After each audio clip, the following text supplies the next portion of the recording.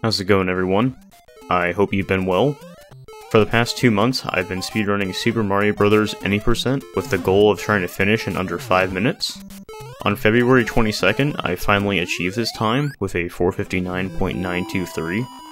I generally just upload my personal best times to my alternate channel, but I thought this was a big enough of an accomplishment to put up here. I originally got a casual 5:28 personal best all the way back in 2017, but it wouldn't be until the very end of 2020 that I wanted to come back and take the game more seriously. I ordered a Super EverDrive, and right after I got my goal in Super Mario World, I immediately started grinding. At this point in time, I'm going for strategies that can give you a 4:58.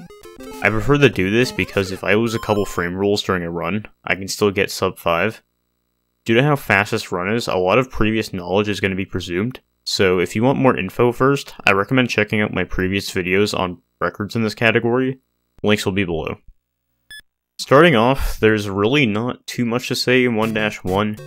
It's obviously the most basic level in any Mario game. My playthrough here is pretty optimal without doing the flagpole glitch. I had a pretty fast underground. I've gotten quite good at getting it. I'd say my consistency of getting a 380 on the timer is probably like 70% at this point, at least.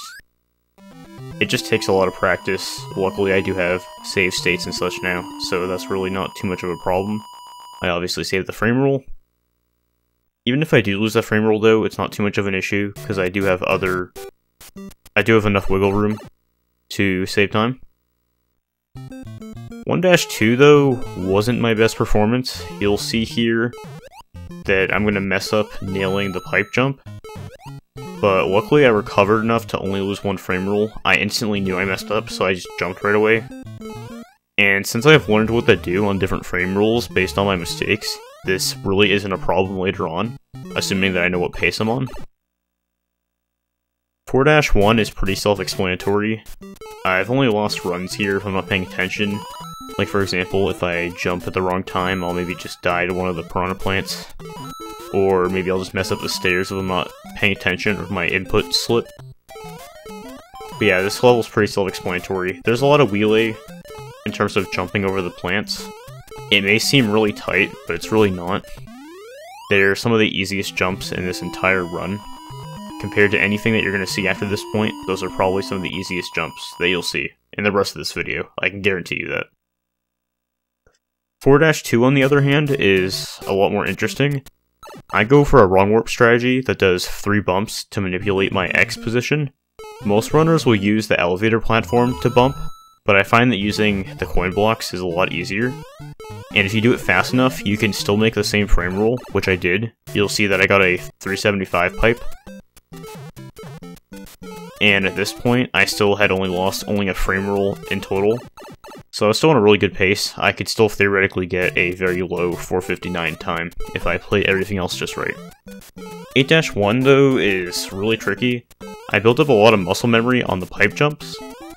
The only jump that I would say is really challenging for me at this point is a jump over the piranha plant at the very end before the stairs. But the rest of it's not too bad if you just... A lot of it is practice and just building muscle memory. The more you play and practice, the more you'll get used to it. The thing that sucks here though is that I actually lost a frame rule in this level. To cancel getting the bad frame rule, you can hit the first pixel of the star block, which you can see that I tried to do, but I'm pretty sure I was a little too late. And on top of that, you also have to have a good flagpole grab. But I ultimately lost a frame rule, so at this point I was now 2 frame rules down. But that was fine, I could still get a sub 5 minute. 8-2 really isn't bad until halfway through. The jump over the plant is quite tricky, but luckily during this session, my consistency was on fire somehow, and I had probably about a 90% consistency if I had to guess. I only messed it up like once out of like 12 attempts. So it wasn't really a problem, and I know how to handle the Koopas afterwards based on what happens. So that was quite a breeze. And thanks to Spiker, which shoutouts to you, I know what the Hanna brothers will do on any sub 5 pattern that I can get. So I knew that since I was on a higher 4:59 pace, I went under at the beginning, and then I went top on the second set. And the only thing you have to be aware about is this last Hammer Brother.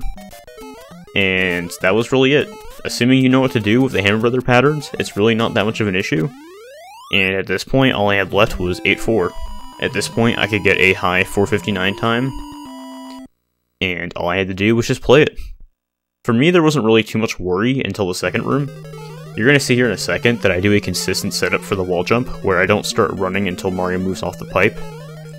And you'll see in a second that it worked out just right and I got the timing down. So that's good. Losing a wall jump on a good pace can suck. It actually happened to me recently. You're going to see that my turnaround room wasn't amazing, but I've definitely done worse. And with how bad my nerves were at this point, you're going to see that my water room was a little safe. I scraped a bit, but I knew that I had enough time to afford doing it. All I had to worry about at this point was Bowser, which I'll let you see how that is.